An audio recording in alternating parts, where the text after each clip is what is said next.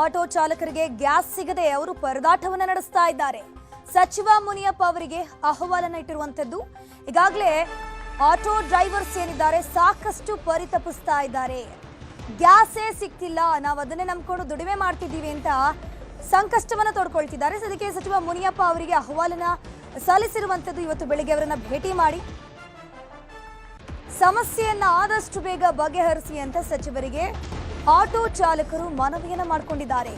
Auto LPG ದರ ವಸೂಲಿ ಬಗ್ಗೆ ಕೂಡ ದೂರನ್ನ ಕೊಟ್ಟಿದ್ದಾರೆ. ಯಾಕಂದ್ರೆ ಕೆಲವೊಂದು LPG ಬಂಕ್ನವರು ಏನ್ ಮಾಡ್ತಿದ್ದಾರೆ, 1 to double ರೇಟ್ ಅನ್ನ ಮಾಡ್ತಿದ್ದಾರೆ.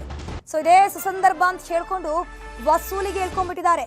ಸೊ ಹಾಗಾಗಿ ದಯವಿಟ್ಟು ನಾವು ಸಾಕಷ್ಟು ಸಮಸ್ಯೆಗಳನ್ನು ಎದುರಿಸ್ತಾ ಇದ್ದೀವಿ, ನಮ್ಮ ಕಡೆ ದಯವಿಟ್ಟು ಗಮನ ಹರಿಸಿ, ನಮ್ಮ ಸಮಸ್ಯೆಯನ್ನ ಬಗೆಹರಿಸಿ ಅಂತ ಹೇಳ್ಕೊಂಡು ಆಟೋ ಚಾಲಕರ ಸಂಘ ಏನಿದೆ ಇವತ್ತು ಆಹಾರ ಸಚಿವ KH ಮುನಿಯಪ್ಪ ಅವರನ್ನ ಭೇಟಿ ಮಾಡಿ ಅವರ ಸಮಸ್ಯೆಗಳನ್ನು ತೋಡ್ಕೊಂಡಿದ್ದಾರೆ. ಅದ್ರ ಜೊತೆಗೆ LPG ಬಂಕ್ಗಳು ಯಾವ ರೀತಿ ವಸೂಲಿ ಮಾಡ್ತಿದೆ ಅನ್ನೋದ್ರ ಬಗ್ಗೆ ಕೂಡ ಸಚಿವರ ಗಮನಕ್ಕೆ ತಂದಿದ್ದಾರೆ.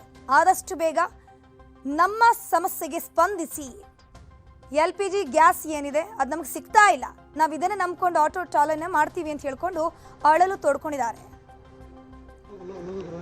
ಸರ್ಕಾರದಿಂದ ಕೇಂದ್ರ ಸರ್ಕಾರ 3000 ಸಿಲಿಂಡರ್ ಪ್ರತಿದಿನ ಕೊಡ್ತಿತ್ತು, ಅದನ್ನು ಕೊಡ್ತಾ ಇದ್ದೀವಿ.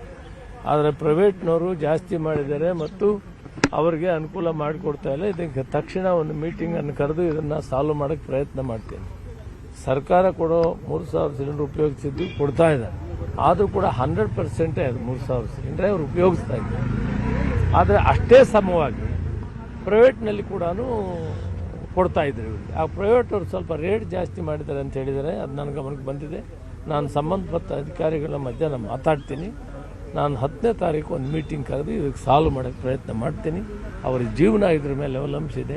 ಅದರಿಂದ ಬಹಳ ಮುಖ್ಯವಾದ್ದು, ಬಹಳ ಪ್ರಯಾರಿಟಿ ಕೆಲಸ, ಈ ಕೆಲಸ ನಾನು ಮಾಡ್ತೀನಿ. ಖಾಸಗಿಯವರನ್ನು ಕೂಡ ಕರೆಸಿ, ಹೌದೌದು, ಖಾಸಗಿಯವ್ರನ್ನು ನಮಗೆ ಜವಾಬ್ದಾರಿ ಇದೆ, ಕಾನೂನು ಇದೆ.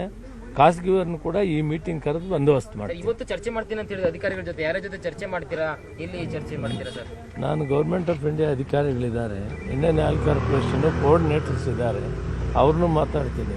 ಪೊಲೀಸು ನಮ್ಮ ವರಿಷ್ಠ ಅಧಿಕಾರಿಗಳನ್ನು ಮಾತಾಡ್ತೀನಿ.